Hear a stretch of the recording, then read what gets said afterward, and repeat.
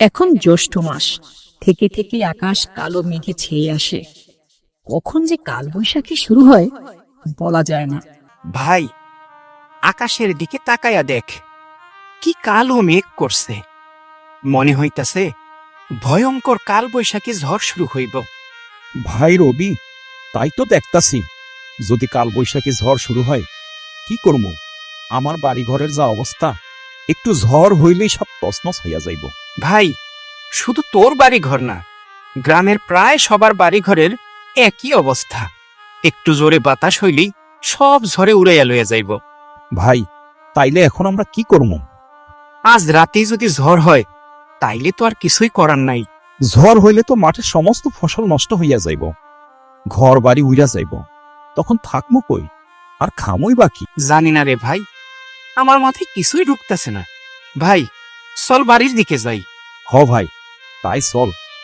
বাড়িঘরগুলারে গাছের সাথে বান্ধন দিয়া রাখতে হইব, যদি কিছুটা রক্ষা হয়। মেঘাচ্ছন্ন আকাশের দিকে তাকিয়ে রবি আর কালী কালবৈশাখী ঝড়ের আভাস পেল। এরপর ওরা নিজ নিজ বাড়ির দিকে রওনা দিল।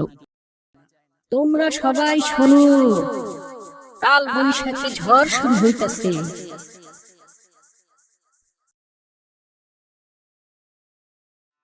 আকাশের অবস্থা ভালো না, কাল বৈশাখী ঝড় হইতে পারে। তোমার আক্কেল পছন্দ নাই, তুমি এতক্ষণ ছিলা কই? আমি একলা মাইয়া মানুষ, কখন যে কি হয় আমি ভয়ে বাসি না।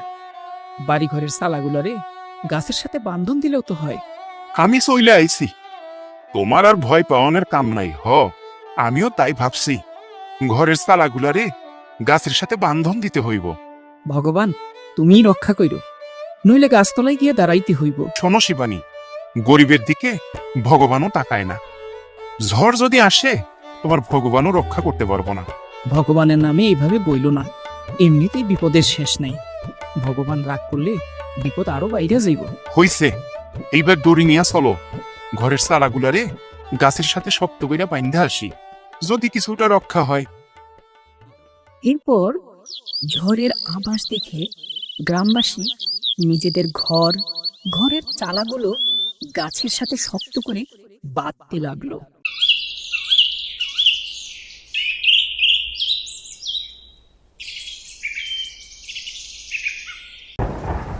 কিছুক্ষণ পর শুরু হলো কালবৈশাখী ঝড়।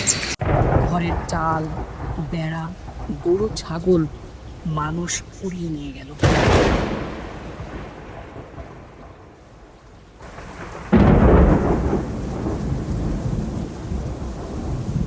এভাবে সারা রাত ঝড় বৃষ্টি হলো।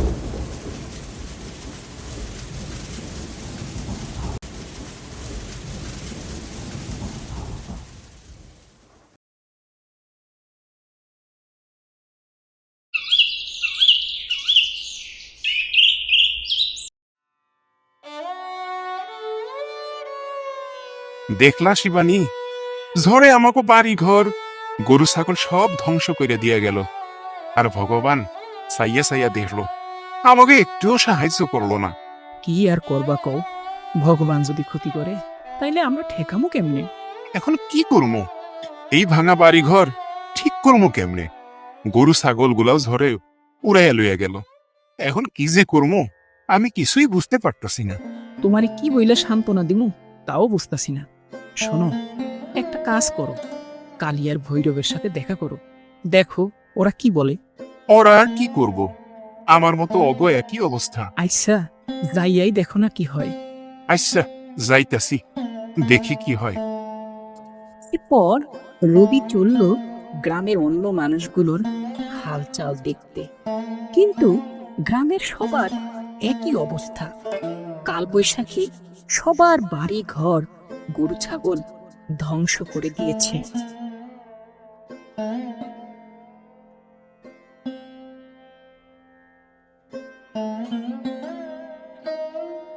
কি রে ভাই কালী? ভাই রবি, এ কি হইল? এখন আমি কি করব? ঘর বাড়ি গরু ছাগল সবই গেল, এখন এই বাড়ি ঘর ঠিক করবো কেমনে? ভাই কালী, গ্রামের সবার একই অবস্থা। সবার বাড়িঘর ঝড়ে উড়াইয়া নিয়ে গেছে, গরু ছাগলও উড়াইয়া নিয়ে গেছে। জমির সব ফসল নষ্ট হইয়া গেছে। ভাই এই ক্ষতি সামাল দিমু কেমনে? খামই বা কি আর থাকমই বা কই? চিন্তা করিস না, ঠিক একটা ব্যবস্থা হইব। চল ভৈরবের কাছে যাই, দেখি ও যদি কিছু বলতে পারে। আমার মনে হয় ভৈরব ঠিক একটা ব্যবস্থা নিতে পারবো। এর আগে ও আমাকে অনেক সাহায্য করছে। হ ভাই, তুই ঠিকই কইছস। চল যাই ভৈরবের কাছে, ও নিশ্চয় আমাকে একটা সাহায্য করতে পারবো। ভৈরব গ্রামের একটা শিক্ষিত ছেলে। ভৈরব সরকারি চাকরি করে। ভৈরব গ্রামের মানুষকে বিপদে আপদে সাহায্য করে। রবি এবং কালী চলল ভৈরবের কাছে। কি রে তোরা, কি খবর তোগো? তোগো বাড়ি ঘর, গরু ছাগলের কি অবস্থা? ভাই ভৈরব, বাড়ি ঘর গরু ছাগল সব কিছু কালবৈশাখী ঝড়ে ধ্বংস করিয়া দিয়া গেছে। এখন আমরা কি করব?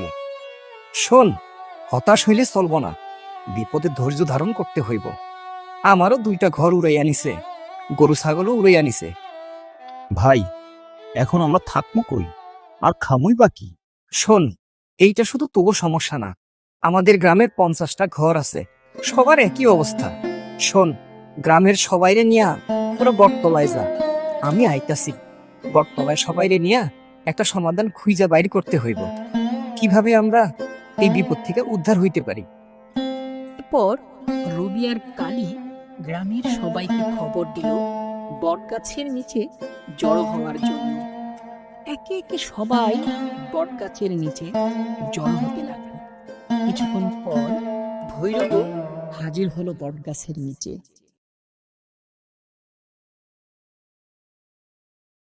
তোমরা সবাই শোনো, গত রাতে কাল বৈশাখী ঝড়ে গ্রামের অনেক ক্ষয়ক্ষতি হয়েছে। সবার বাড়িঘর গরু ছাগল ধ্বংস হইয়া গেছে। এইটা আমাগো গরিব মানুষের জন্য খুবই দুঃখের বিষয়। তয় দুঃখ পাইয়া কোনো লাভ নাই, এতে আমাগো কষ্ট কইমা যাইব না। ভাই ভৈরব, তুই আমাকে একমাত্র ভরসা। তুই আমাকে একটা বুদ্ধি দে, এই বিপদ থেকে কিভাবে উদ্ধার হওয়া যায়। এই বিপদের দিনে আমরা সবাই সবার পাশে দাঁড়াইমু। এই গ্রামে 50-60 জন যুবক লোক আছে, আমরা সবাই মিল্লা এক এক কইরা ঘরগুলারে ঠিক করবো। ভাই ভৈরব, গ্রামের সব বাড়িঘর ঠিক করতে তো অনেক সময় লাগবে। তার ভিতর যদি আবার ঝড় বৃষ্টি হয় তখন আমরা কি করব? কালী, তুই সুন্দর কথা কইছস, সেই বুদ্ধিও আছে। আমরা প্রথমে গ্রামের কয়টা বড় বড় ঘর মেরামত করবো, যেন আবার ঝড় বৃষ্টি আসলে সেইখানে আমরা ঠাঁই নিতে পারি। ভাই, অনেকের ফসল নষ্ট হইয়া গেছে, আমরা খামো কি? জাগো ফসল নষ্ট হয় নাই, আমরা তারা এই বছর কোনো ফসল বিক্রি করবো না।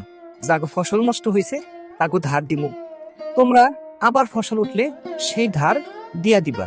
ভাই ভৈরব, তুই আমাকে সবার মাথার উপরের ছাতা। এই বিপদে আমরা চোখে কোনো রাস্তা দেখতাছিলাম না, তুই কত সুন্দর করে সমাধান কইরা দিলি। বিপদে আমরা যদি একে অন্যের পাশে না দাঁড়াই তাহলে কেমনে চলবো? আমরা সবাই যদি একসাথে থাকি তাহলে বড় বড় বিপদও মোকাবেলা করা যাইব। এই জন্য সবার মাঝে একটা একতা থাকা দরকার। কথায় বলে না, একতাই বল। আর তোমরা চিন্তা কইরো না, এর জন্য কিছু টাকা পয়সাও লাগবে, সেই টাকা পয়সা আমিই দিব। গ্রামের এমন দুর্দিনে ভৈরবের বুদ্ধিমত্তায় গ্রামের মানুষ বিপদ কাটিয়ে উঠল। গ্রামের সবাই মিলেমিশে একে একে সব বাড়ি ঘরগুলো মেরামত করলো। এভাবেই একটি সুন্দর গ্রাম আর গ্রামের মানুষ আবার স্বাভাবিক জীবনে ফিরে এলো।